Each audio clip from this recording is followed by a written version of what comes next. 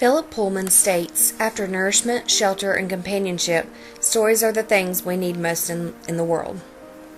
Philip Pullman is a British writer and is the author of several best-selling books, most notably the trilogy His Dark Materials and the fictionalized biography of Jesus. Mr. Pullman makes a wonderful statement here.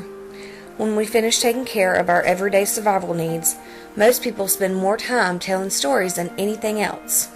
Whether it be stories about fictional characters or life stories, people love to tell stories. When I think about all the stories available for someone, I think about more than just a book. When listening to a song, do you think you're hearing a story?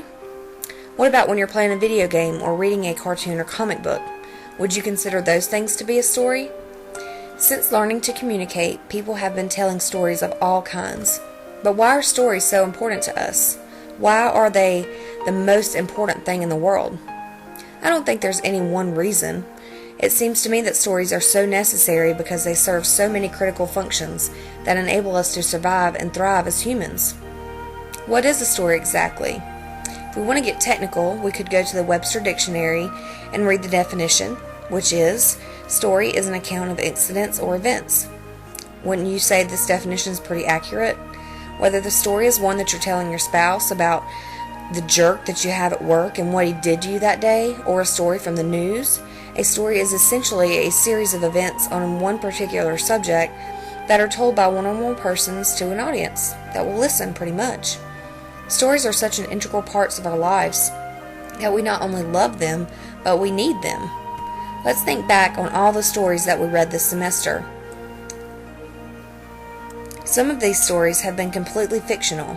For example, the Canterbury Tales by Geoffrey Chaucer. Chaucer took several stories from fictional characters and made them into one long story that tied all the characters together.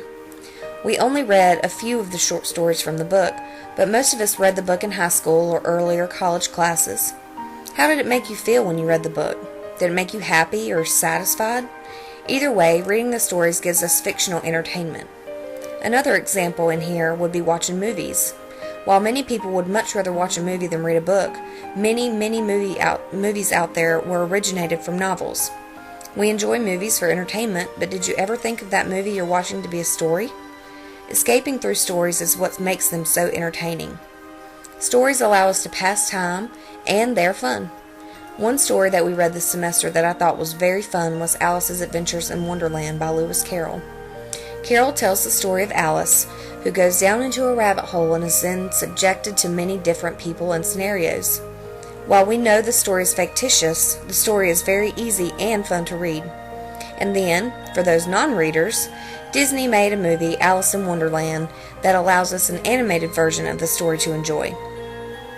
Human cultures have always reinforced societal norms via storytelling. Through stories, we communicate to our children how to act towards one another, what we value and what is important.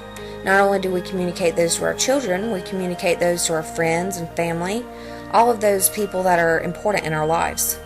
Stories preserve our own history and culture, passing it along in a form that's easy to remember to the next generation. One of my favorite stories from this semester that was about culture and personal history was Incidents in the Life of a Slave Girl by Harriet Jacobs. At the time of the publication, Jacobs wasn't comfortable using her own name in the story because of everything that she had went through, but we know now that she was telling her story of perseverance. Jacobs allowed us into her life story, and although it was sad to read sometimes, it was about how she wanted to preserve her own personal culture to those who would listen. Jacobs talked about so many parts of her lives, but one of the most memorable parts of the story for me was when she was describing how she lived in the little attic for not days, weeks, or months, but years of her life due to fear of being found by Dr. Flint, who would have taken her and he would have done God knows what to her. Pulling from Mr. Pullman's quote, this story is the most important thing in the world for Jacobs. If it weren't important to her to let the world know about her life, she would have gone on spending the rest of her days in silence, and no one would have ever known about the trials and tribulations she went through to become a free woman. Finally, stories connect us to each other. Even though we know some stories are fiction, stories allow powerful responses in us. While we're reading or listening to a story, we are seeing the world through someone else's eyes. We can know what it's like to be Harriet Jacobs living as a slave, or what Alice felt when the Queen of Hearts shouted, "Off with her head!" Because stories can elicit powerful emotional responses, they are powerful tools. They can be used to persuade people and change societies, or just be used for entertainment. I personally think Philip Pullman hit the nail on the head with his infamous quote, as I have learned that stories are definitely one of the things we need most in this world.